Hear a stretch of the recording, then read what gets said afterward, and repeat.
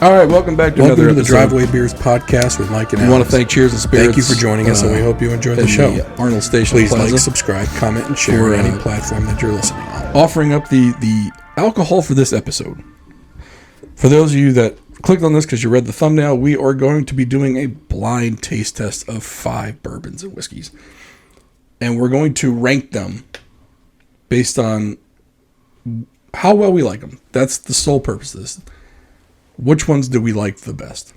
We brought in 2 people that we think probably know whiskey better than us. Mike and I have always said that we're whiskey novices. We can't smell the things other people are smelling. We don't taste the things other people are tasting. So we brought in 2 people who we thought probably know these things better than us. And we wanted to see if our what we were tasting is the same thing as what they're tasting. And so we got Jared from our neighborhood. Don't say hi at all. Don't worry about that. No. Thanks for having us. And Krishan, also from the neighborhood. Hello. I think Krishan's a recurring guest now. He is at this point. I mean, I think after 4 times, I think you're recurring. Yeah. Do I get a recurring paycheck? Not unless you talk. Not unless you talk. When I get a recurring paycheck, you'll get one. Krishan accounts for about 95% of the episodes that I've had to edit to make his voice louder. So the premise behind this episode, and Mike and I have talked about this on a few of the episodes, is that as we've been tasting these whiskeys over the last 6 months, we have tended to not seen much of a difference in taste for the higher price bottles in that $50 to $60 range, as opposed to the $20 and $30 range. So our theory is, and this is completely scientific. We're doing this for scientific research. Does science. Science. We're not putting bleach in anyone's veins tonight because we're not trying to kill COVID. But the idea behind this is to bring in 2 guys who have a much better palate than we do. 2 guys who, obviously, you know what our palates are like. We're not smelling the dusty barrel notes or anything like these other sophisticated people on YouTube are. But we want to see if what we think tastes good matches up with what people who are more experts in this, what they think tastes good. So we've got 5. The price points for the 5 are $15, $20, $30, $40, and $50. So that kind of hits the low end price range. We're not doing any Blantons. We're not doing a $100 bottle. We're not doing a $200 or $1,000 bottle. Why? Because we've said this before. We're never going to fucking buy it. No. So why taste it and even put it up against My this wife shit? would murder me. Yeah, absolutely. Now, one day, when we blow up and make it millions, we're in the Joe Rogan territory for money. Maybe we'll buy a bottle. When we sign our Spotify contract. Exactly. It's coming next week because we are a top 100 podcast for health and wellness in China. And we are number 1 in the People's Republic of North Korea. Oh, great. So if you're out there and you want to sponsor us and you want to reach the people in the People's Republic who have no money to spend anyway, contact us at contact@drivewaybeerspodcast.com. And also, if you want to join us on the driveway, you can go to drivewaybeerspodcast.com/donate and you can select a membership level. You get absolutely nothing from us, but you can support the work we do. Subscribe, like, smash the like button. That's the handshake agreement we have with you. You get all the content for free, and you either subscribe and or like the show on whatever platform you're listening to. All right, got all the formalities out of the way and just probably blew out a lot of people's ears by shouting at them. All right, so the idea is we're going to score these 1 to 10. Obviously, I think A is going to come at a big disadvantage here, right? No? Probably. Yeah, I think it's hard to be at first. It sets the stage for, depending on proof, it may. Yeah, so I didn't put... So I'm the one that set the lineup. Now, I don't remember the exact bottles that I put in the lineup. The only thing I remember doing was I made it so the weakest one wasn't first and the strongest one wasn't first. I wanted a middle of the road, ease everybody in, But that doesn't mean it was the cheapest or the most expensive. Okay. So I try to mix up the price points. So I might be giving a little bit too much information away, but I don't think it's going to matter anyway. Again, we're ranking them 1 to 10 on how much we like them. So, and then after we get through, we've got them labeled A, B, C, D, and E. After we get done with E, we'll see if anybody wants to change their number for A and B. So we'll keep it as fair as possible. All right. Might as well get started in this because I've got a feeling with 5 of these in front of us, we're either going to be super hammered at the end of it, or it's just going to take a long time. We got an hour to fit this in, so saddle up. Well, first of all, did anyone smell the first one? Are there dusty barrel notes in this? I don't detect the dusty barrel. It smells all right. It smells like whiskey. Yeah, no dust here. Yeah, I mean, it smells like rubbing alcohol a little bit. You know, I'm not getting any. I don't understand how these people say they get notes of this and that. I get no notes. I get notes of alcohol. But I am. I feel like it's like corn. It's probably heavy corn based. I think over wheat, possibly. Hopefully, I'm not wrong. But it smells sweet. Yeah, I'd agree with that. Not a lot of burn here, as Alex coughs it down. the experience showing on a couple levels here. Well, so, yes, I was the cougher. It's like the new smoker in the room. I don't normally drink this stuff neat, but I felt like it was only fair to drink them neat because with the added water, I feel like you're going to proof it down. So I wanted to go into it neat for all of them. So I'm going to taste them differently than I normally would anyway.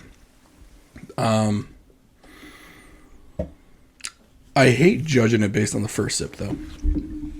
Just because I feel like the first one always kind of gives me the little cough. I think the vapor cough. It's not so much that burn, though.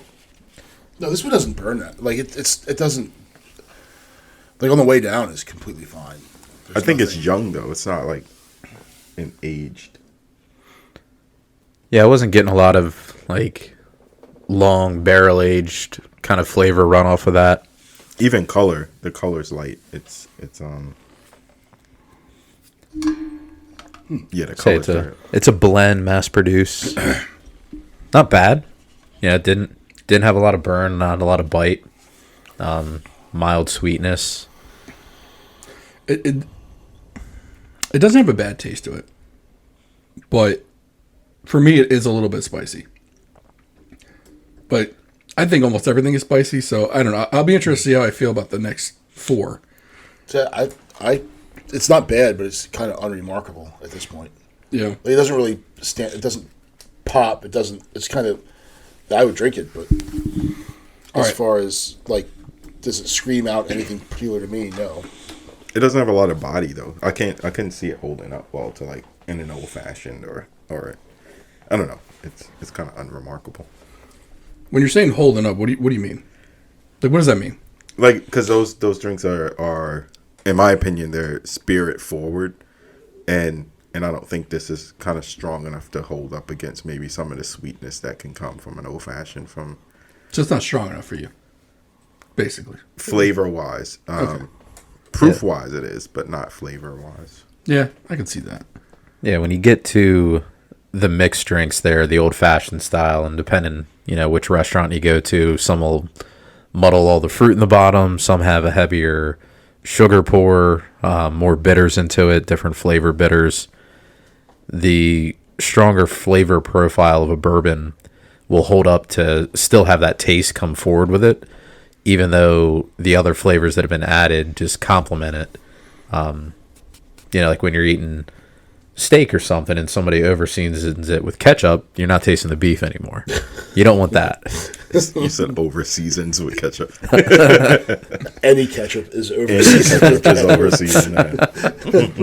All right, so let's do some scoring here. So, Jared, this is A. What are you giving it for a score 1 to 10? So I'll start this one with a 6. Middle of the road. Middle road. Krishan? I'm going 4. Mike? 5.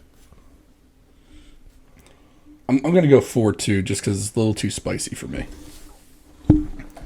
And I would say, like, of the 4 palates here, I'm probably the bitchiest one of the 4. Like, I like it as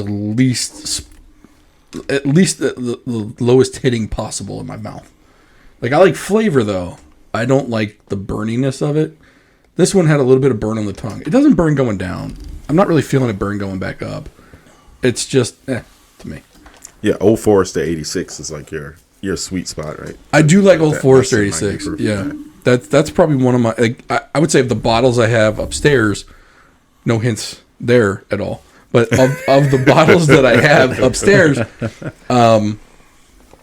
that for me is probably the easiest to crush with that still has flavor to it, in my opinion. All right, let's move on to B. Which if we go at this pace, that took us like 4 minutes. We keep going at this pace, really small world are coming out real rolly type. Now, does this one look darker than the other one? A little bit. They look the same to me. Yeah, not enough color difference that I can see in the cup. This one smells better to me, though.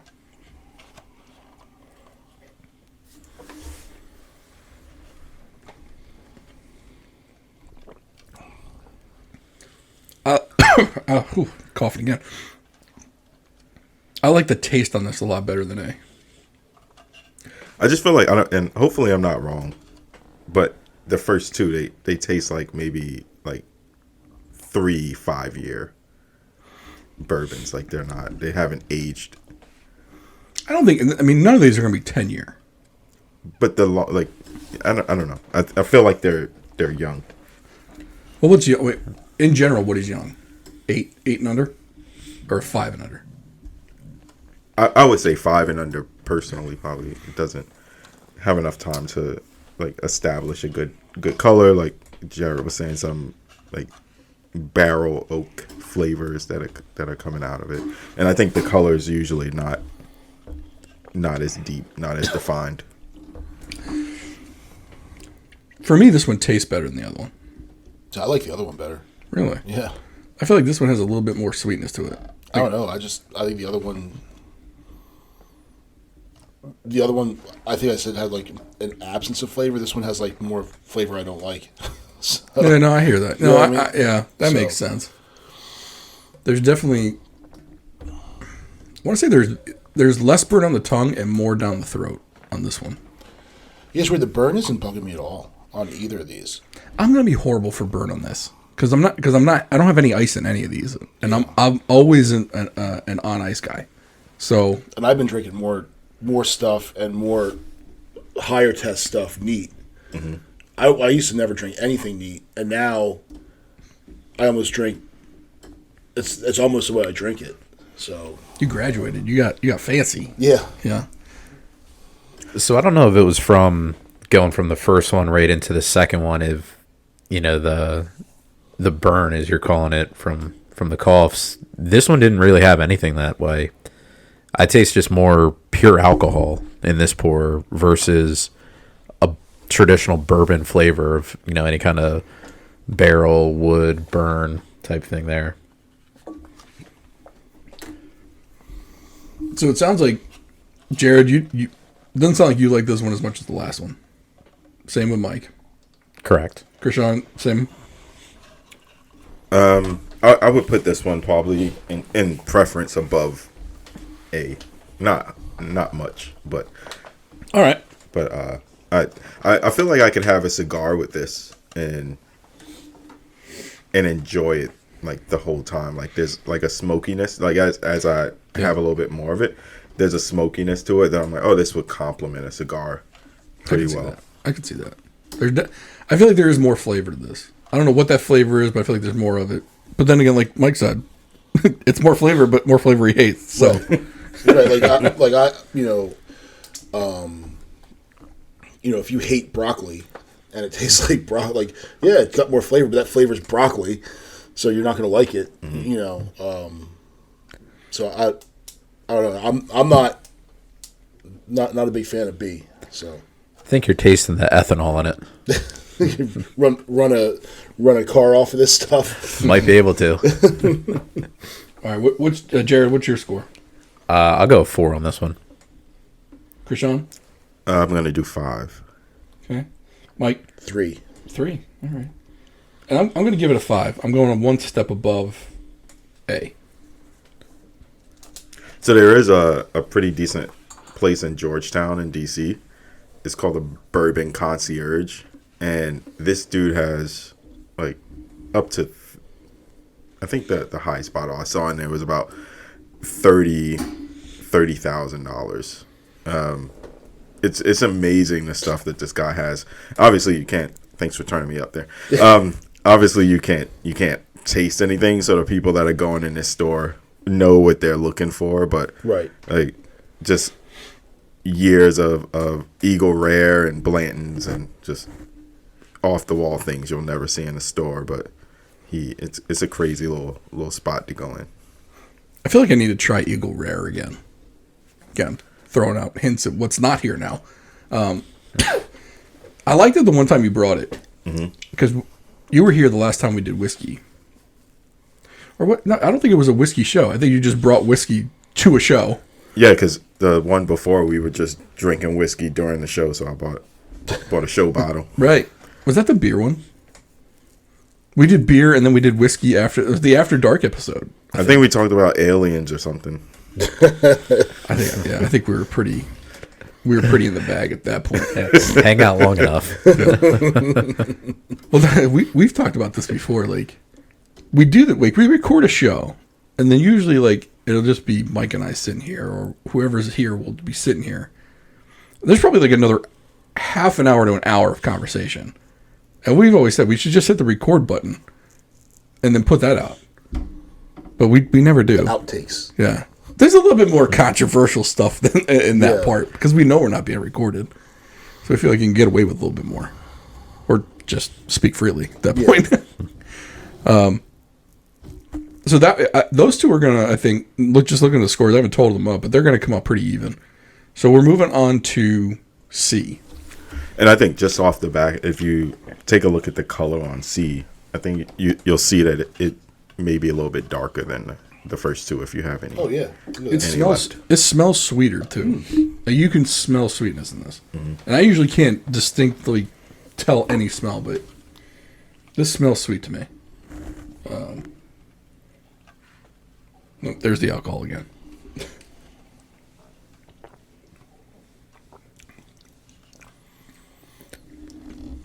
So this definitely has a lot more notes of different flavors I'm getting from it than the first two. I think as Krishan's been saying, you can taste the age of the barrel. It's been in there longer. It's aged more than that, 5 or less years. So this is, I'd say, like a 7-year barrel aged. Oh, that was the end. I thought there was more to that. No, I thought there was more coming. Passing it over to you. Yeah, you can taste the sweetness in this one. Like you said, when you're talking about flavors, like this one compared to the other two, the flavor is distinctly different in a better way for me. There is still a little bit of burn, though. I'll give it that. But, again, I shouldn't be the one to judge burn right now because it's not on ice for me. On ice, there'd probably be no burn with this. But you can try like add a little water, see what happens when it opens up a little bit. Maybe take some of the burn away so you can taste. Do you think it would be fair, though, right now, just for this purpose, right? Mm-hmm. Would it be fair to do that to it? Because ultimately you proof it down a little bit. Like we only have a tiny bit in each cup. If I had like 2-3 drops of water, you could effectively take a 95 proof and you're down to 85, right? I don't know if that's fair. But if that's how you're going to drink it yourself on your average night, if you're only going to pour it that way for yourself and you're judging it based off how you're having it straight out of the bottle, is that a fair assessment? Good point. Yeah, so I like this one. So like the tingling or the numbness on the tongue and lips, I like that. So, and that's obviously an effect of the alcohol. So some might experience that as burn. Others, it doesn't bother me. I kind of like it, as long as it's not Everclear that we're drinking. No one's Where's Everclear? No one's trying to date rape you. Yeah, you just got to muddle the fruit in that. Muddled fruit. Is that what that was called? But no, so of the three, this is beating the other two. So, and see, I'm not sophisticated enough to tell you what the flavors are that I'm tasting. If it was like fish, pizza, or hot dogs, I could tell you the difference. But when it comes to like, oh, this is cinnamon or caramel, like I know what they taste like. But when it comes down to like pulling that out of alcohol, that's beyond my abilities. So even drinking this neat for me, I like it. Like, I feel like it coats my tongue. The flavors that coat my tongue taste good. Yeah, there's a little bit of burn and tingle to it, but it's not unpleasant. Like it's not that kind of burn. yeah. And when you swallow it, it's not burning my throat. I almost want to say this is what they call not legs, because legs are on the cup. But legs has to do with like the viscosity, I guess, of it. So yeah. No, it feels thicker on the body. tongue. Yeah, it has a good body. Like it definitely has more. It feels like it's coating more. It's like the taste in my mouth is there longer than the other two. And I don't know if that's. I don't know. I don't want to call it leg. It just feels like you said, the viscosity of it. It feels thicker. Like there's more substance to it. So, yeah, I think it's age. I think I don't know if I'm right, but I feel like this has more age to it than the first two. This is something that I could see myself like, oh, I can sip this for a minute, maybe an ice cube, maybe neat, but yeah, I like this one. I think I'd enjoy it more with an ice cube, but as someone who drinks bourbon with ice, even neat, I would still drink this. I would drink it neat. I wouldn't prefer to, but I would if it was in front of me and I didn't, I was in like the Sahara Desert with no ice. I drink this because that's where I'll be. That's a real world scenario for everybody out there. Sahara Desert, no ice, and bourbon. I'll have bourbon with no ice. Yeah. I'll bring one creature comfort with me. Any last thoughts before we give scores? No, I think this one was definitely the best so far. So with that, I've got to go higher than that 6, which I'll probably revisit. So I'll give this a 7. You think it was that close though with A, or are you gonna you're gonna lower A later? I'm gonna lower A. All right, Krishan. I was trying to be nice to the first one. So yeah, I'm gonna do an 8. Mike. 7. I'm gonna go 8. Actually, I'm tempted to go 9. Ooh. I like this one. Like, this is something like, if I were by myself drinking, I would want to drink this. This would be one I go to. Yeah, no, I agree. I would buy this. I would drink it. I'd like to try it on the rocks just to see, or even you guys ever mess with those like whiskey stones? Yeah. It just needs to be chilled. Just Yeah. if the temperature was brought down just a little bit, I think it would open it up a lot. Yeah. This is really nice. And I think that's really neat, like a neat contrast between the heat of the alcohol you feel and then the chill, the actual temperature. So like the alcohol heat versus the chilled temperature of the of the liquid. So my I gave it a 9. I gave it the score I wanted to. I was gonna give it an 8 just to kind of leave room, see if any of these other two beat it out. But for me, this is only. I mean, in my short lifespan with bourbon and whiskey, this is probably as near perfect as I'm gonna get, in my opinion. That said, I don't know. I might have to adjust it later on. I think it may be a lower proof than the first two. At least the first one. Really? See, I think it's higher. You think? Yeah, I think I got more alcohol out of the first two. now maybe that tingling and numbness is a cinnamon. You know what I'm saying? Like if you eat like a hot candy, like say a hot Fireball, you have that same sensation. Maybe that's from a cinnamon or minty. I'm not sure what all the different flavors that go into it, but maybe that is kind of what's causing that tingling sensation. Yeah, I'd be interested to see when we're done, see what the proof was, but it seemed it might be lower. And just to clarify here, even though we're talking about cinnamon, this is not Fireball that we're drinking here. Not Fireball. Don't Fireball. Not Fireball. No. Up next, Goldschlager and Jägermeister to just round out the college. Yeah. The funny thing, when you said cinnamon, though, I'd say that hits the nail on the head for the flavor more than what I was thinking for a descriptive term. It definitely has a cinnamon flavor to it. Whatever that is in whiskey and bourbon, I don't know what that is, but like now that you're talking about it, as it's still sitting in my tongue. Like I can still taste it, which I like. Definitely a cinnamon type flavor. Like if I ate one of those little cinnamon dots things, that's what this tastes like. I love cinnamon. Like I would go cinnamon toothpaste, cinnamon mouthwash, cinnamon gum, cinnamon bears, the little cinnamon discs. Like that's my go-to flavor for all that stuff. So I like the heat from it and just the general, like who doesn't like a red hot cinnamon bear? Delicious. I don't think I've ever had it. Really? No. The gummy cinnamon bear? No. Like I do hot tamales, that candy. Okay, yeah. Yeah. Good stuff. Yeah, that's good. I mean, with you running down the cinnamon morning routine list, I was waiting for Cinnamon Toast Crunch to come across. Like the kids. No, I do have the cinnamon toast crunch. Just the flavoring. Like coffee flavor? Or? No, it's it's like a container that you'd shake the seasoning on, like actual toast. Oh, nice. Yeah. So you can make or oatmeal. So I good stuff. think you just enlightened our world as to that existing. It exists. Yeah. The cinnamon possibilities It's are endless. endless.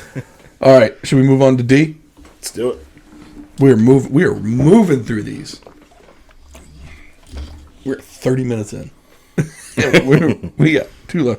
Ooh, this one looks dark though. Oh, yeah. So bourbon guys, like dehydrated. You need water. like the chart, what was it, the chart in the military? Yeah. Like the army needs to teach you how to pee. You're gonna die. You're dying. You better drink some water. I kind of pick up some vanilla in there. Does anyone smell that?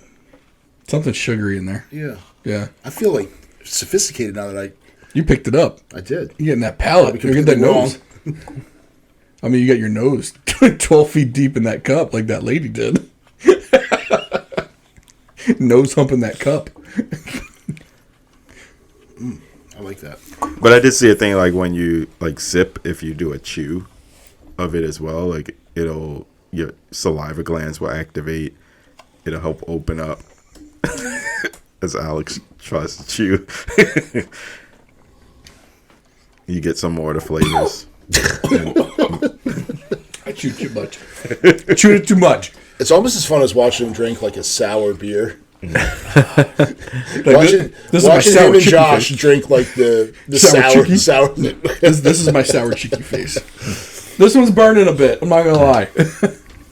So right off the bat, I mean, this one's right up my alley of what I normally drink, what I would pour out of my cabinet.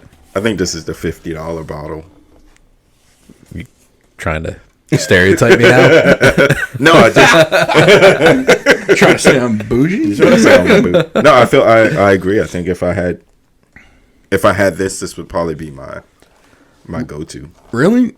Yeah. I would figure the more expensive bottle would have the flavor and smoothness, not just the heat. This is hot. Like on the tongue, this is there's some fire to it. Well, I mean, some people don't regard heat as from alcohol or burn from alcohol as bad. That's true. And I'm kind of getting there. Like I kind of feel the tinglies on the tip of my tongue, lips, and then on the sides of my tongue too. What I don't want to feel like I'm drinking gasoline going down. Like I don't want that sensation. But if I get it on the front end of it as I drink it, I'm cool with that. Yeah, I get a lot of the barrel notes on this one. Like there's definitely like the oak, like heavy flavor there, and that might be what you don't like. Any of them dusty? Dusty barrel. This one got It got cleaned off before it got put in there. I just want to know what the Dusty Barrel smells like. I don't understand what she was talking about. Right? Like if you said, "Oh, it smells like cinnamon," like everyone could probably guess that. Right. But how many? Oh, that's you nailed it. The Dusty Barrel. Smells like the dusty box in my basement. Like, why are you smelling You that? said Dusty Box. I was thinking about something else. I'm not saying anything. You know, I don't know what she does. Maybe hers was. I don't know. You know. You never know what she's got in her basement. I want to give it another try though, but I'm just staring at it like it's gonna kill me. So give me. I've had it before. Have you? I know I have. I think I know what it is because Well, you know the answers to the test. I know. Look, I know what's in front of me. I don't know what order it's in though, but I think I know what this is. But I'm not gonna say it. I don't want to ruin the surprise. But and if it is what I think it is, I'm surprised because I generally like it.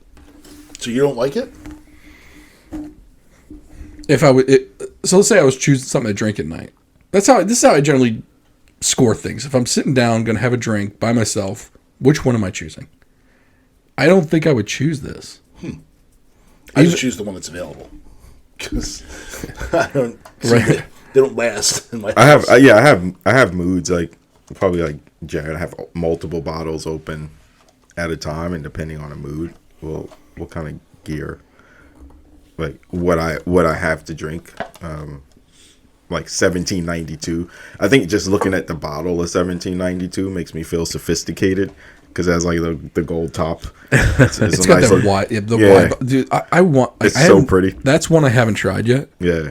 and I want to get it. Everyone says it's really good. No, I like it. But I typically have it when I want to feel sophisticated. So you can drink by yourself. So I can drink alone Well, you also have with your my smoking jacket and slippers. you have your first drink of the night shelf of bottles, and then you have your. I've already had one. I'm not gonna go back to that high end. I'm gonna pull the mid tier bottle or the lower tier of your collection to say, let's not waste the good stuff. Yeah. But I would put this more at that first drink of the night level. Because like I have like the glass decanter, and I always say if you're a friend of mine and you come over, don't drink the glass decanter because that's most likely some plastic handle bottle that I just put in there for folks who may not enjoy bourbon. But like if you're mixing something, if it's just like, oh, I want a bourbon and ginger ale, I don't want you using my like 10-year bullet for that, or something like that. So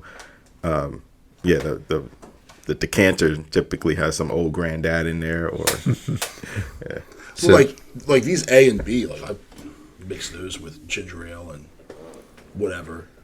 So maybe a bourbon mule out of it. Those are the decanter bottles for sure.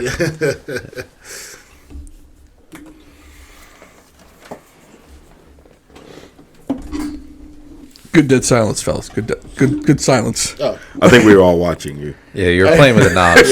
I'm making sure everyone sounds at the right level. And if I edited this out, then no one's gonna know what we're talking about. Yeah. Right. He's dropping hints, playing with the knobs, telling us it's Knob Creek. I gotta make. I really think it is, though. Do you think it's Knob Creek? It wouldn't shock me. I think it may be Knob Creek. So I'll tell you when like my first experience with whiskey, I was like 19, and it was a bad experience with Knob Creek. Someone gave me a shot of it, and I was like, oh, this stuff is horrible. And it took me like 20 years to get You're having flashbacks. get back to it. And I'm like, I remember this taste. It's like, you have that bad night of drinking, and I still can't drink gin. I can't drink Southern Comfort at all. Oh no, me neither. At all. No, I can do a SoCo and lime shot, but considering I don't know anyone that's 22, really. I don't even know if do that. 22-year-olds do it anymore. Yeah, I mean, they're go probably out too and- busy at home on their phones. Yeah, go out in Fells Yeah. Point on a Friday night, maybe. Yeah, I'm still not drinking a SoCo and lime shot, but gin and SoCo and lime, or SoCo, no thanks. Bad memories. All right, let's do scores for this one. So, Jared, what are you giving D? I'll go a 9 on this one. I know you drink Makers. Is this, to me, this kind of says similar profile to Makers, where it's a little bit spicier. No. No, nothing like that. Okay. No. I think Makers is sweet. It's probably, to me, it's one of the sweeter ones out That means there. I got to revisit that one too then. Yeah, Maker's Because I don't branded to remember be liking sweet. Yeah, because it's like wheat heavy, I think. It is. All right. Krishan, what's yours? I like C so far the best, so I don't want to outscore C. So I'm gonna go 7. Mike? I'm going with 9 on D.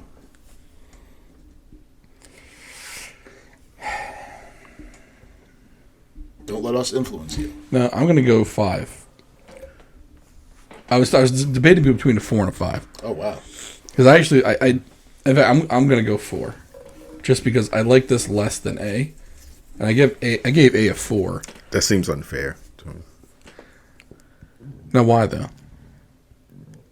I feel like it's a better. I feel like in my opinion, it's a better bourbon than A. I just had a little and burp B. of this D. And the burp of D was better than the initial of A.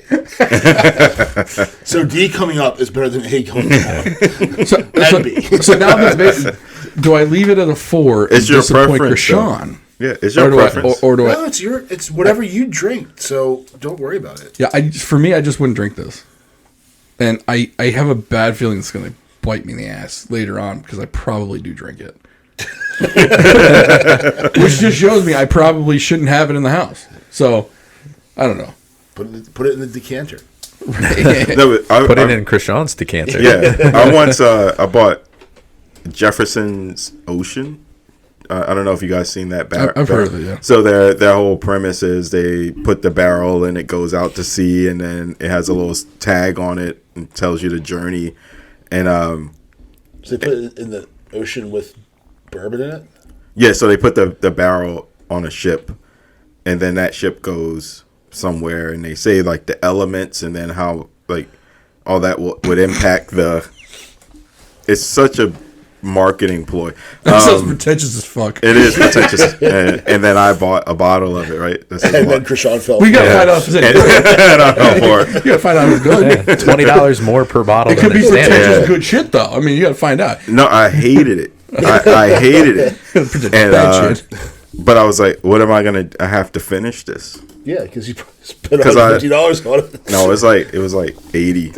Yeah, they're 70, 80. Yeah. So, like, I was confused. Like, do they kick the barrel off the ship and like let it float back?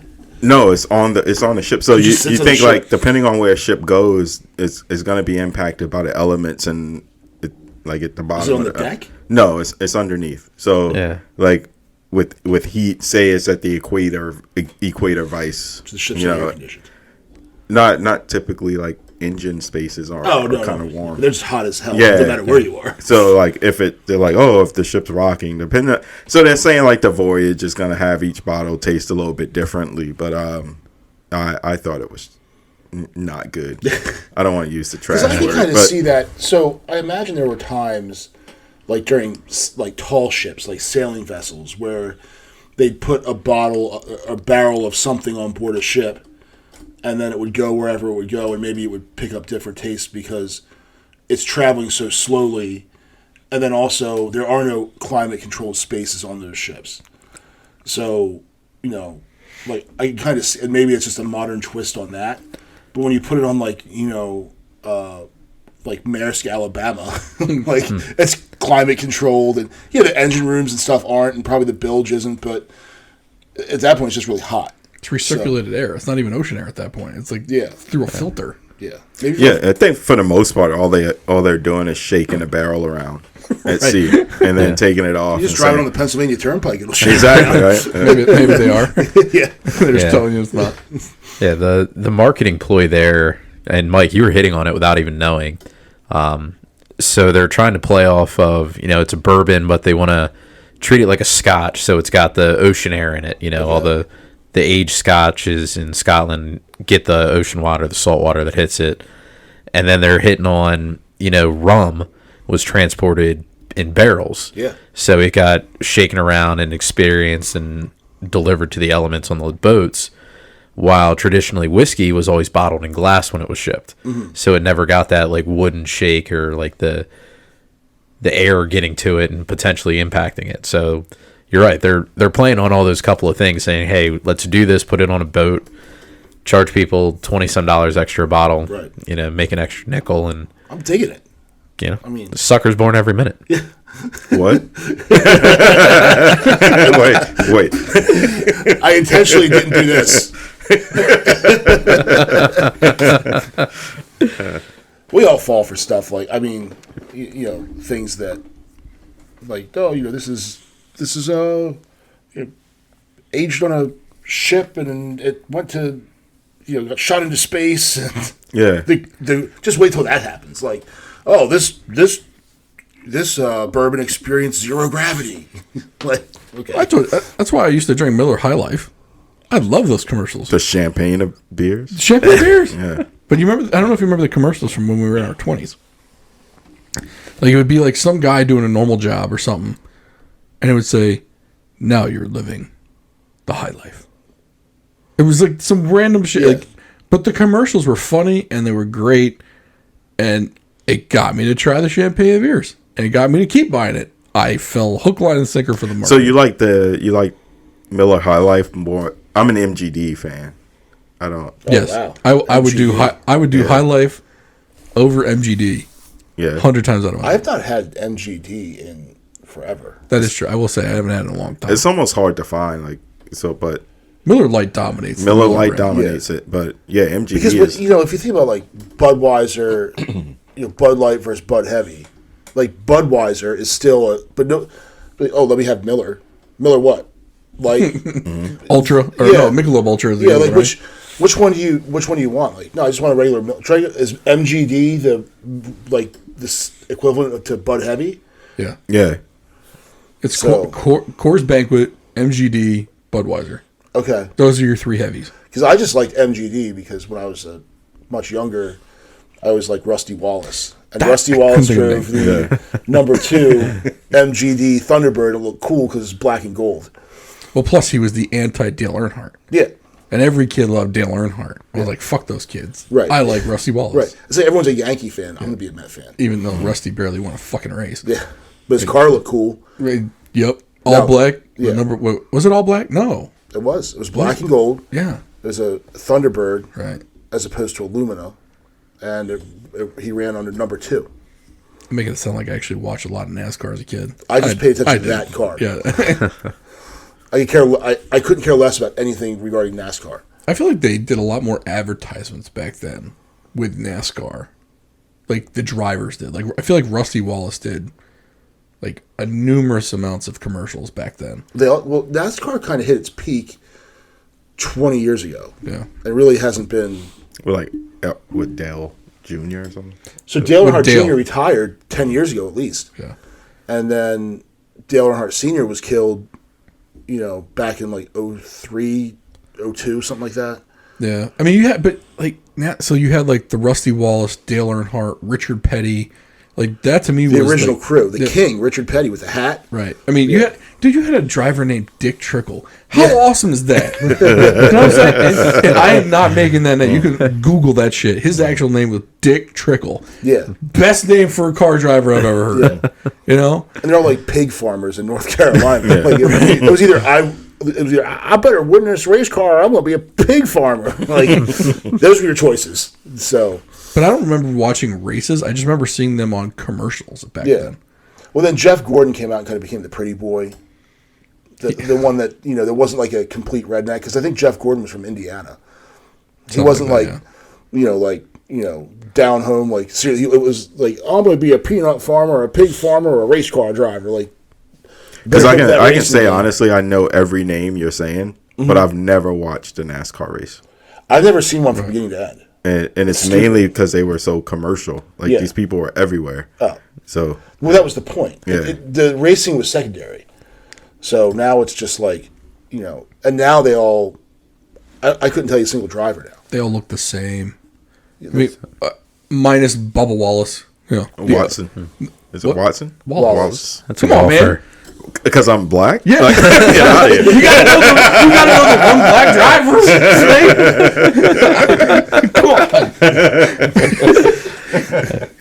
But I mean, in all fairness, his name is Bubba Wallace. I mean, he's like, if I said this is my friend Bubba Wallace, 9 times out of 10 you think he's probably white. Yeah, I thought it was Watson.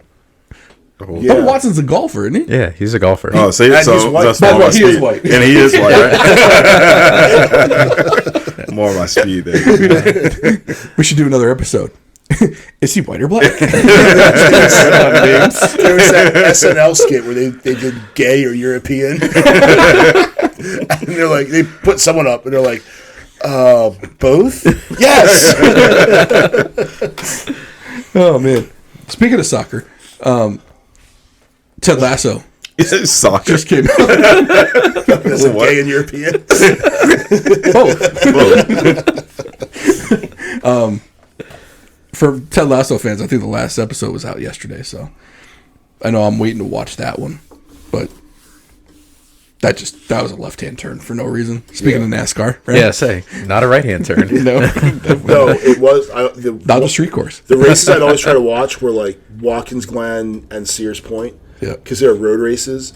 Some of the smarter teams, like they wouldn't even have their regular they'd hire some European like F1 guy washout who would dominate.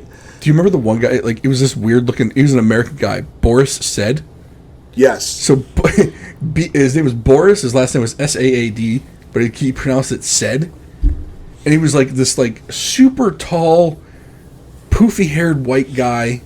Like you look at me like, I don't know what you are, dude. Like, I don't know what's going on here. But he would only race like 2 races a year for, I think it was Hendrick Racing. Mm-hmm. And it was for the road courses. Yeah. Because apparently he just couldn't turn left all the time. Like, and the guys who just turn left all the time can't make right turns. Like, I don't know why you had to pull in like the bullpen driver for the road races. Like, How do you drive home? We fly home. it's like Zoolander. He can only turn left. You know? It's like, you're driving a million plus dollar car. Like, you're telling me there's no right hand turns to get out of the stadium? Like, No. you never mind multiple right hand turns. Like, left only for you? Like, Yeah. and this $1 million plus machine? Like, I never understood that part. Race all the damn races. It's like, what do you need a break for? You're not like a catcher in the major leagues. Like, you got to squat and you're doing 50 squats a game and you get the 4th day off. No, you're driving a car, and I get it. You lose a lot of fluid because you're sweating your ass off. But I mean, 1 race a week, you can't make. We got. But isn't like so? I'm sitting here trying to like picture a pit stop, right? They go left to get into a pit stop. Yes. But then they would have to not a full turn right, but it is a little veer right to get back on It's the more track. like changing the lane. And actually, Yeah. the way a lot of them were set up, the pit row is on a straightaway. So when you come into it, you just make a sharper left to go into it. And when you come out of it, you just make a left turn back onto the track. Oh, so it's Because just the turn- weird the to track never go is- right. Yeah, it's a you really training don't ever never go have to right. turn right. And in fact, they set those cars up so that they're biased left-hand turn. They physically turn left easier than they turn right. They're designed to turn left. So So, Mike, you Except for know the- way too much about this for never gone to a race. never been to a race. Because I like cars. the few I've been to, best times, greatest people watching, Yeah, well, I'm sure. 8 hours of just drinking, and you fit in. Well, look at all these It's people. like a who go- Walmart Supercenter for people watching. Walmart Supercenter. You can't go wrong. In Florida. You're going to see something. Well, look at all these, Someone shit their pants. You're going to see that. look at all these people that go to Preakness in the infield party. They don't care. There's a horse, That's bougie NASCAR. But for the crowd is bougie NASCAR. right? Yeah. And the race is 90 seconds long. And someone still shit their pants. Yeah, but like you go to the infield at Preakness where they run down the row of porta potties and people throw beers at them. That's probably the same thing that goes on in the infield in a NASCAR race. Very similar. So I feel like NASCAR, I feel like if you go, it's fairly chill, except with a lot of beer bongs. Like a lot of beer drinking games, beer bongs. I don't feel like anyone's doing like that kind of wild. there's probably a ton of country being played. That's probably Morgan Wallen all day long. Yeah. And Or yeah, That whole album he just put out. Florida Georgia Line. Ugh. I just threw up the bourbon in my mouth. Which one? A, B, C, or D? Probably D. The one that you all like. That I can't stand. I'm probably going to vomit up later.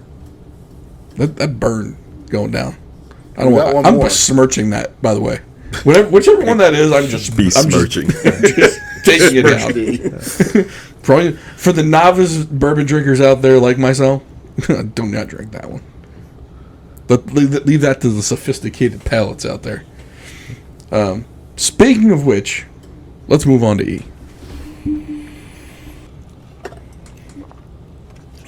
I'm looking at it like, please don't. On the Army P chart, this falls into the you should probably drink some more water category. I think you should have a little hydration. Ooh. Different. Expand on that. I'm trying. I don't know what I'm tasting. The gears are turning. A little spicy. Not as spicy as D. And when I say spicy, I mean that's burn for me. Like burn on the tongue. Didn't burn going down. There is a distinct flavor in there, though. Yeah, because you say spicy. Some people like say that ryes are spicy because it kind of gives like a peppery taste. But I don't get like, I don't think you're saying like peppery, spicy. You're saying like maybe alcohol heat. I think it's alcohol heat. That's where I'm going with that. I get less cinnamon than the last one, or no, less cinnamon than C. But cinnamony sweet in this one. It doesn't coat my tongue like C though. Like C's still my number one. Oh, that came up. Yeah, We're just doing some color comparisons from the prior batches. Cheater. No.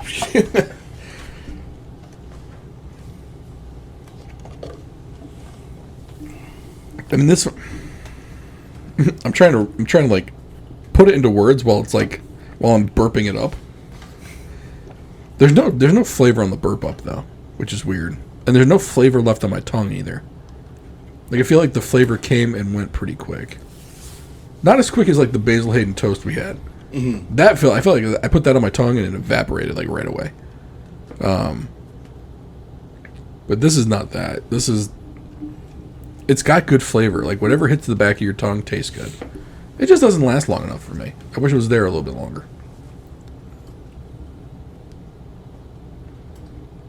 Yeah, I like it. It's not having like the barrel flavor that the last one did have, but it's a nice, clean, smooth drink. Like you said, it doesn't burn a lot, doesn't hold in your mouth. It's there and then it's gone. It makes you want to go back for more. I think of them, this is my favorite of the five. This feels to me like it's between flavor profile wise. It's between the C and the D. So it's not as hot as D for me. It's got a little more flavor than C, but C had a lot less heat in my opinion. But I like C more. Yeah, I think this could hold up though. Like what we were saying earlier about if you put it in a mixed drink, if you're doing an old fashioned, I think the flavor profiles here, like there's a little bit of smokiness. There's like maybe some citrus. It could hold up to like the sweetness of like an old fashioned or Manhattan or something like that. Yeah, I think you would know you're drinking whatever this is when you have it. I could see that. I don't know if I drink it straight. I think I would use it as a mixer though, just for that reason. Like you still get bourbon flavor in there in the mixed drink. It's not weak, I guess is the right word for it. What do you think? It's not my favorite of all of them.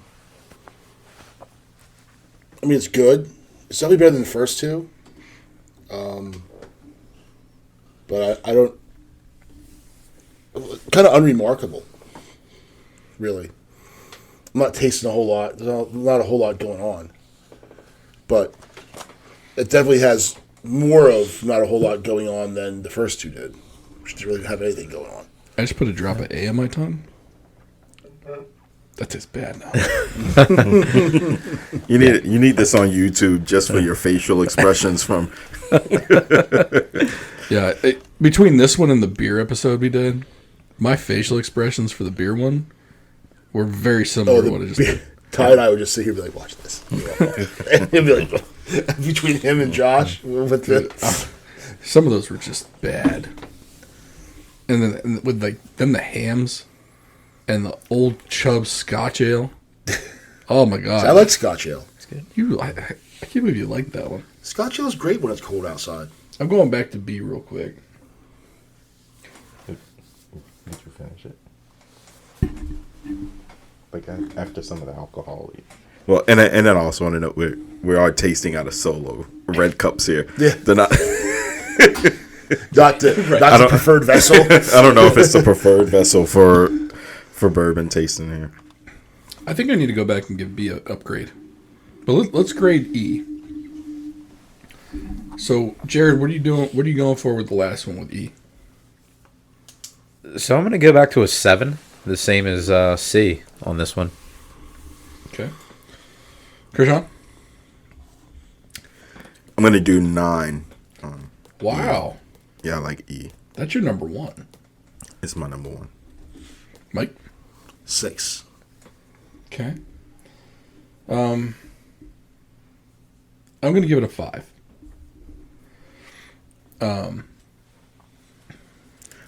If it's cheap, I've been paying way too much money for. So now's the time when we can go back and we can change scores. I'm going to change my B from a 5 to a 6. I just tried it again. A was awful. I'm going to change my A. I'm changing my A from a 4 down to a 3. And I'm going to let my other one stand.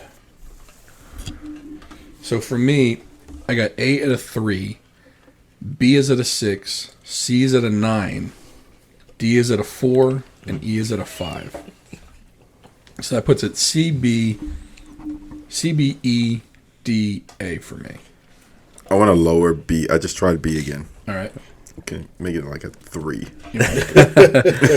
Yeah, go ahead and take A and B down a couple for me. So Like that 6 goes to a 4, and the 4 to a 2.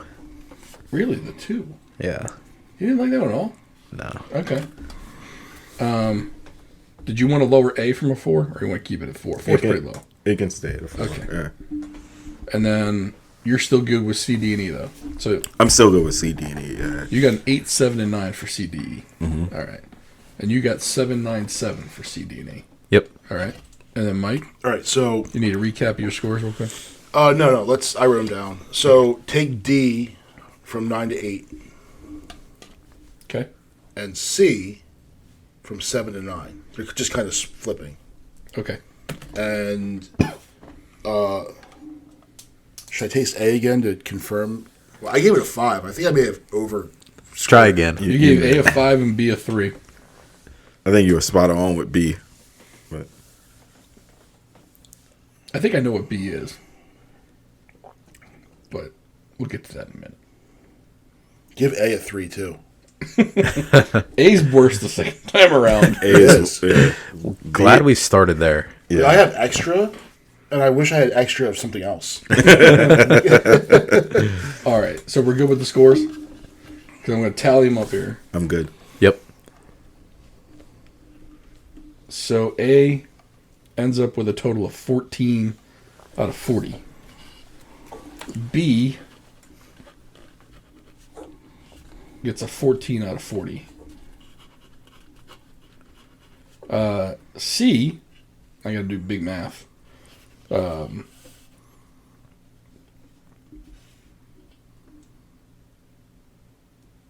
Was 27 plus 6. 33? 33. 33 out of 40. D gets, let's see, 28 out of 40. And then E gets 27 out of 40. So in last place, we have A and B, both tied 14. Which, whether you gave one a higher score than the other one, I think everyone can agree that they were both there. Although I do like B. I thought it was okay.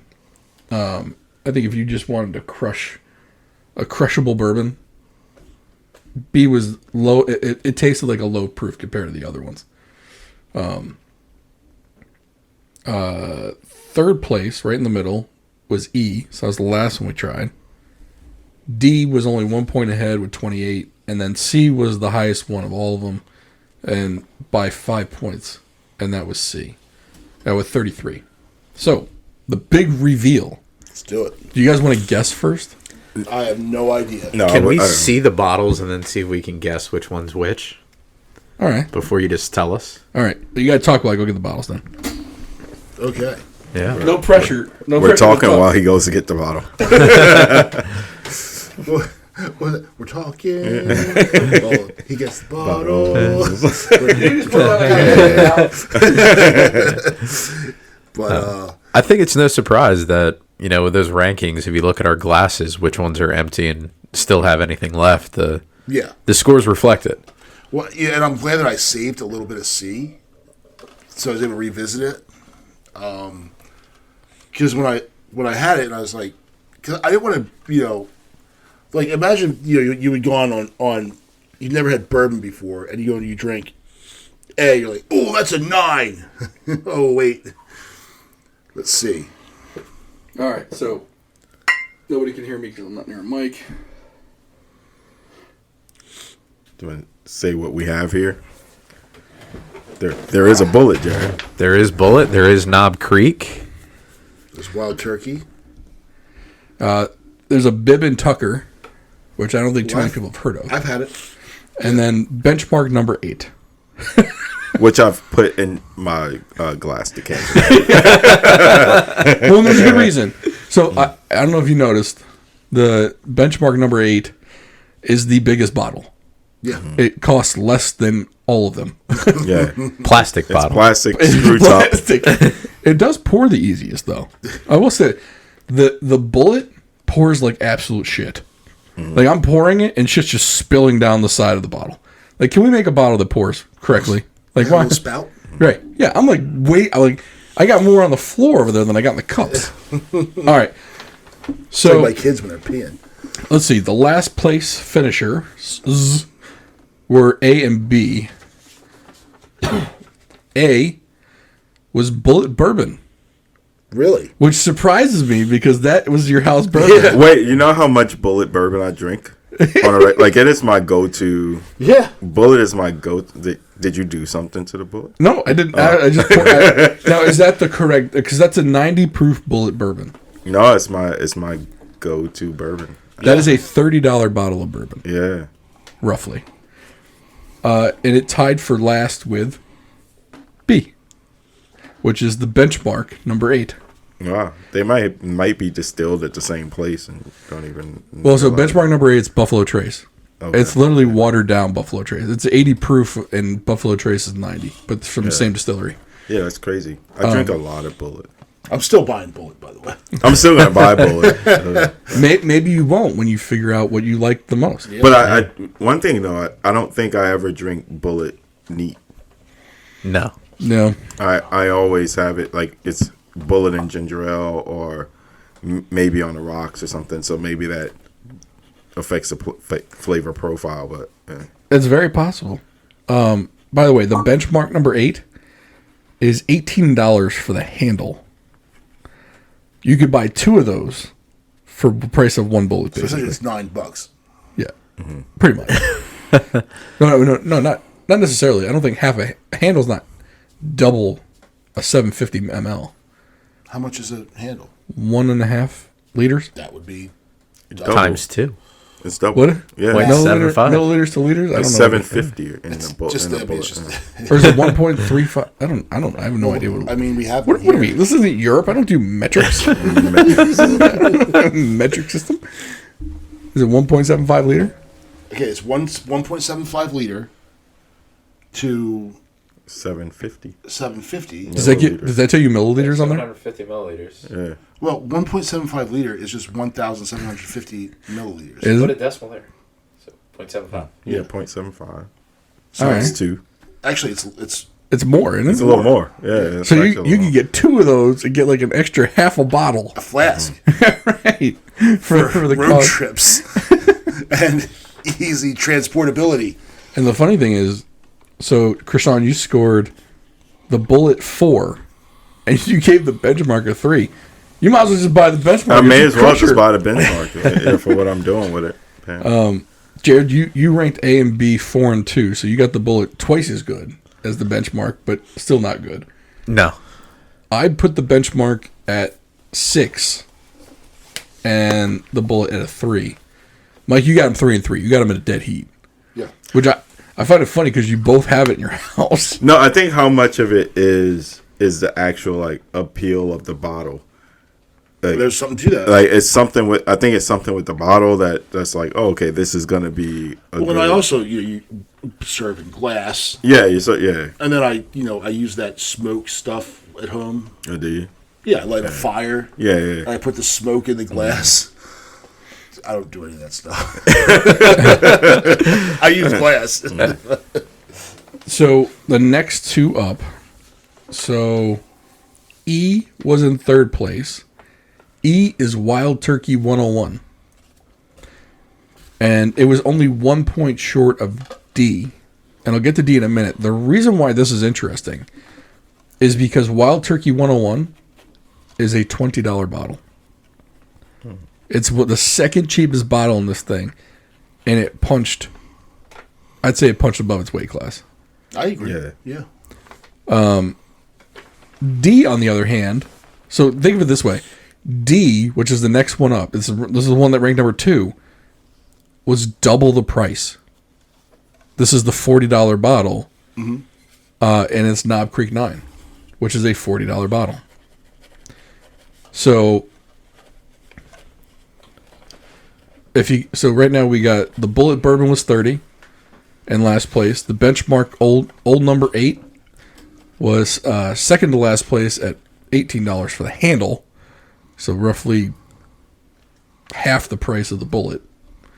Actually less than half, but whatever. E was Wild Turkey 101 at $20. So that knocks out our 3 cheapest ones. Knob Creek 9, 100 proof, $40. So now this also knocks out our 2 highest proof. So Wild Turkey 101 and Knob Creek at 100. Those are both our highest proof ones here. The last one, the winner, is C. And it wasn't really close because C had 33 points and won by 5 full points. Was the Bib and Tucker at 92 proof. And it's a $50 bottle. Yeah. I've never had this before. Actually. So I have actually had it. My wife's uncle bought it. We were in North Carolina for something, and either a Christmas, one of the events we went down there for.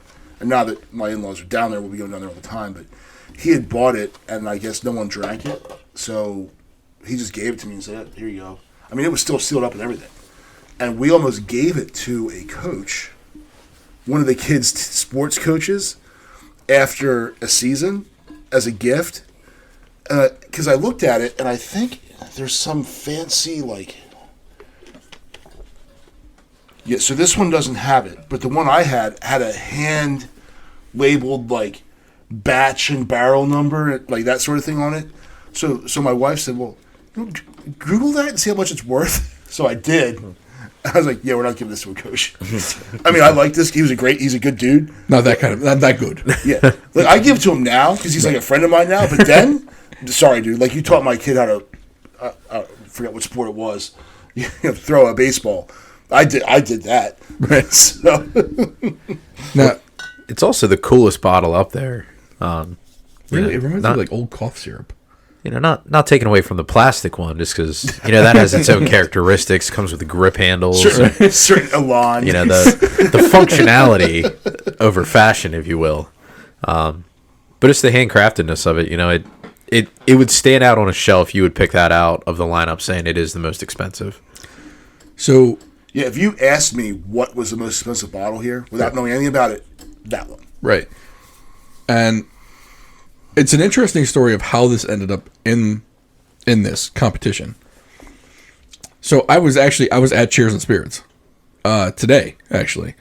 And I was talking to Lacey over there. And I was telling her what we were going to do in the episode, and she was like, "Oh, that's so cool." And I was like, "But I'm looking for a $50 bottle."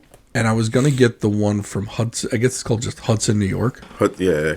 And that's the one I was going to get. Because, I mean, I'm from upstate New York. I thought, oh, cool. I'll bring this. Support the region, whatever. And she goes, "That's a good one." But, she goes, "This Bib and Tucker, people seem to really love." And she said it flies off the shelf. She goes, "That might be the one to go with." So little did she know, when I was in there today, she picked the winner with a $50 bottle.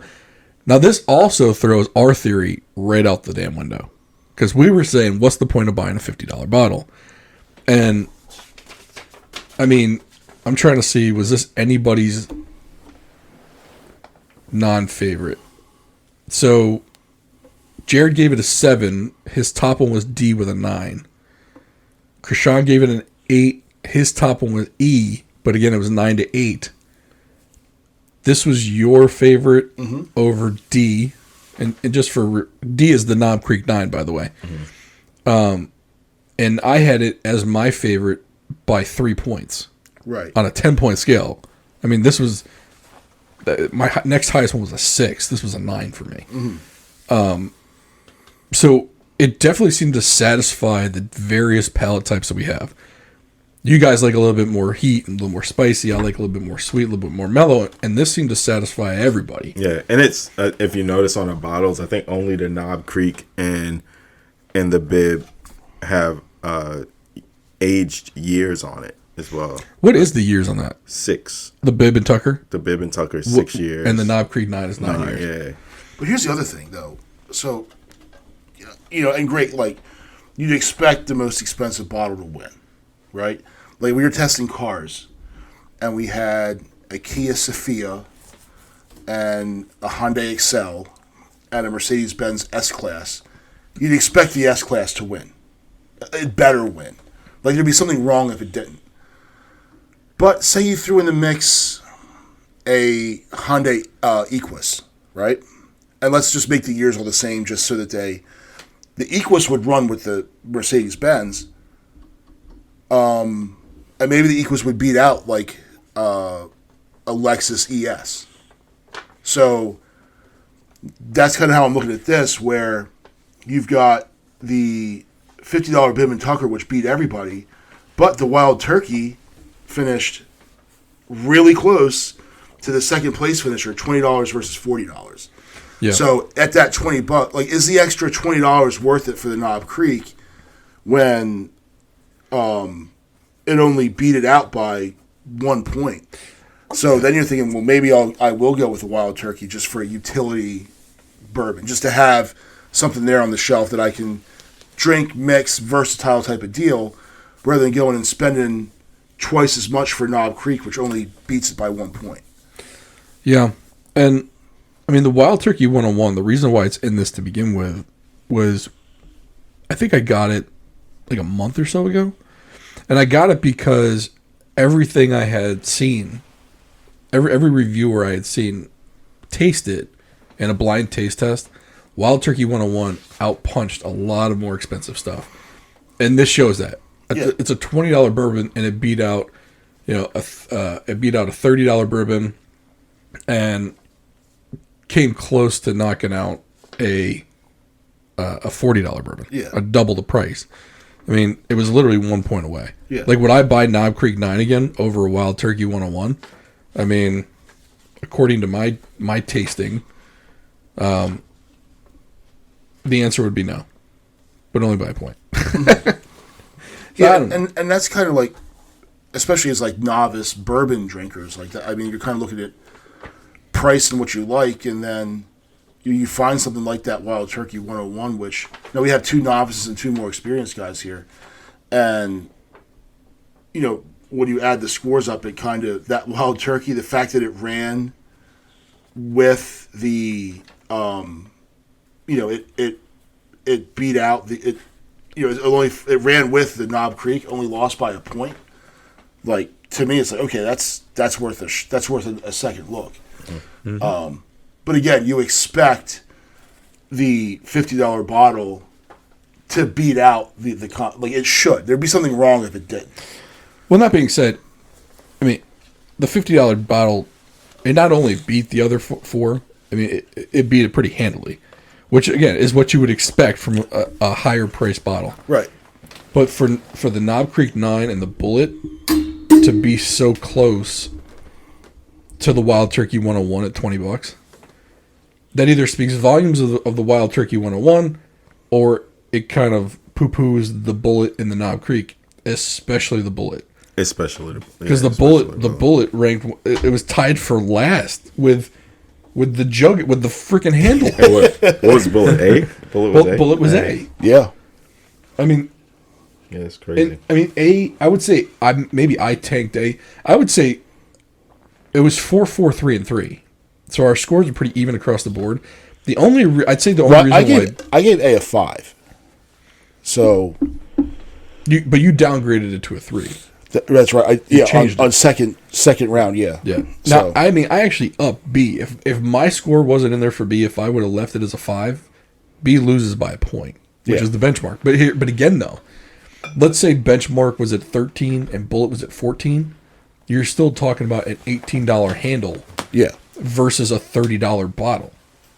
The Bullet should punch stronger than that, as far as taste goes. Yeah. So we're basically saying don't buy Bullet anymore. Yeah. Well, this is the car and driver comparison where the Cadillac comes in with the Cimarron and gets destroyed by a Honda Accord or a Acura Integra. Let's keep it at least in the same luxury type of class. Like, like it's just running on the name, so. It is funny though. So with D, so Knob Creek, I will say this: Knob Creek would have done much better if I didn't score it so low. I really didn't like it though. Mm-hmm. Like I gave it a 4. So Knob was the most unique flavor on the palate here because of the age. 9 years in a barrel gave it a much more oaky, unique taste compared to the first 3. I guess the first 2 not very very aged. The Wild Turkey I don't believe is very aged, but it's it held up. And then the Bib, just being a craft distillery, I think the price is driven up with that fact alone. They just don't have the production scale to get it down to a lower cost like some of these others. But yeah, I mean, I was surprised. A good comparison would be this Bib and Tucker versus the Devil's Due Distillery one we had. Yeah. Because they're both $50 bottles. And maybe that's going to be another. We can do another episode where we do all bargain bourbons, and then like all $50 it must bottles. come in a plastic bottle. Yes, right. It's going to be Jack Daniels. It's going to be like Seagram 7. We might. I've said Jack Daniels Let's not do tastes like Hoppy's number 9. I would say it's got to be a $20 bottle. It can't be benchmark number 8. Like it's got to be Four Roses. It's got to be. I mean, the lowest price glass bottle you can find. I mean, you could do Wild Turkey 101. You could do Four Roses. Like, I bet you would be pretty competitive. I bet we'd be surprised at how well those punch above their weight. Yeah. Four Roses, I think, would any day punch above its weight. Well, so like I was saying, so Wild Turkey 101 is a $20 bottle. Mm-hmm. Four Roses is a $20 bottle. Yeah. So like, I think it'd be real interested to do a blind $20 bottle test and throw in like a $40 or $50 bottle. I not that we expect the $40 or $50 bottle to lose, but just to see how far up the $20 bottles punch. Yeah. So I have a and I just opened it this past weekend, a single barrel bottle of Bullet. and it's really good. I am so disappointed that because I was like, I'm like, oh yeah, I like Bullet. I have a single barrel. I have a 10-year. I'll be interested to see how they all like line up against each other. But yeah, I'm really disappointed in Bullet in this taste test here. It's like your favorite character was Mickey Mouse, and he got knocked out in the first round. Pretty much. Yeah. It's kind of like everyone's bracket this year. Right. Yeah, right. But I mean, at least it wasn't a 16 beating a 1 because Benchmark wasn't beating any of them. Right. Like how many brackets did Princeton torpedo this year? I came in because I knew which 5 bottles there were. I didn't know which order they were in. But for me, I thought Benchmark was going to punch way above its weight, and it didn't. I think Benchmark, like if you did a mixer test, I think Benchmark may hold up in a mixer. So in comparison, when you drink it with other bourbons or against other bourbons, is when I realized the lack of flavor in it. Mm-hmm. Like if I were to just pour it and drink it, like when I brought it to the Tot Lot one day over ice, and I drank it, and I was like, this is good enough. And I think that's the thing; it's good enough. Like if you want something light and easily crushable, I think it works, especially for the price. But if you want something with flavor, you're going to sit, you're going to relax, you're going to take your time. That is not it. That's not what you're using. That's like you having a barbecue. People are going to come over. They may have some bourbon and gingers or something like that. Yeah. And bourbon mules. Bourbon mule. Glass decanter. It's your Miller Glass Lite. decanter. Yeah. It's your Miller Lite of whiskey, basically. Mm-hmm. Like you'll drink one after a mo. Yeah. But you're not. That's not something you're going to sit, relax to with a cigar. No, I mean, I would definitely drink that Bib and Tucker with a cigar, though. Oh yeah, that would be a nice evening. I think Krishan actually said he would drink that with a cigar. I think that's C, right? Yeah. C was my cigar bourbon there. I was like, oh, this would be nice. And I could see that. The flavor on that was great. It was great. It was really good. Yeah. And I like to have with a cigar. I want to have some extra. It needs almost more flavor and stuff to go with it to overpower the cigar taste. Yeah. Or to complement. If it's something that doesn't taste like anything, I must just drink Miller Lite with it. Because I either have cigars with bourbon or red wine. And sometimes I prefer red wine over bourbon, but the bourbon has to be able to hold up to the smoke, I think, and depending on the cigar, like the flavor of the cigar. Speaking of red wine, we should probably. Have you ever had like port cask bourbons or port barrel bourbons at all? Yes. Or whatever they use red wine bourbons. Okay. Or red wine barrels, and they put bourbon in it. I don't know if that's sherry. Is it sherry? So there's sherry and port. They're two heavier, I guess, fortified wines. So it depends on.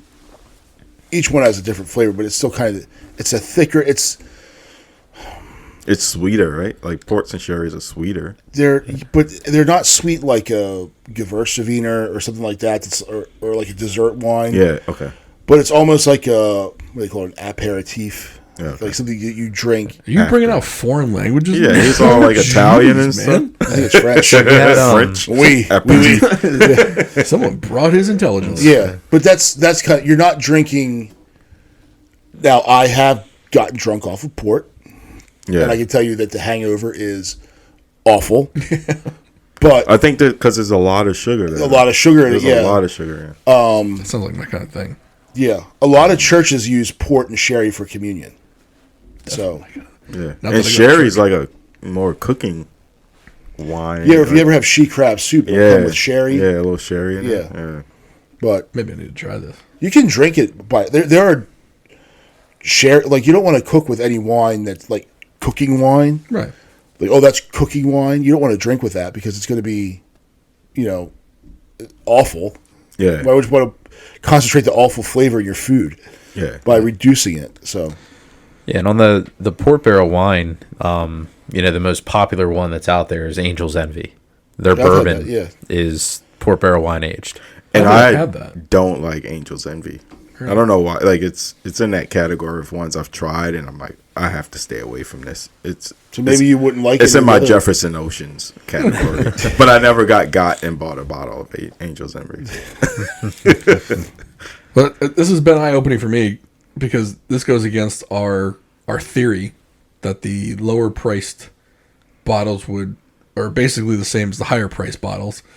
Other than the Wild Turkey, which came in at 27. I mean, it lost by 6 to the higher price. But it kind of does say that there are some gems in that $20 price range that you can get that are decent. And like I've said before, I think it's more fun to find the good $20 bottle.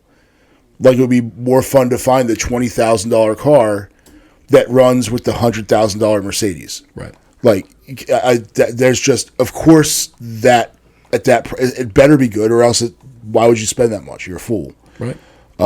So it does say, like, you know, that hey, they're not all the same, but it does prove that there are those gems in that $20 range that can run with the more expensive stuff. Yeah. Well, thank you for listening. Thank you to Cheers and Spirits in the Arnold Station Plaza, where we did get this Bib and Tucker. So, and I'll go over and pick up a bottle of Bib and Tucker. Are you going over it? Yeah. I've never bought a bottle, so I'm gonna get one.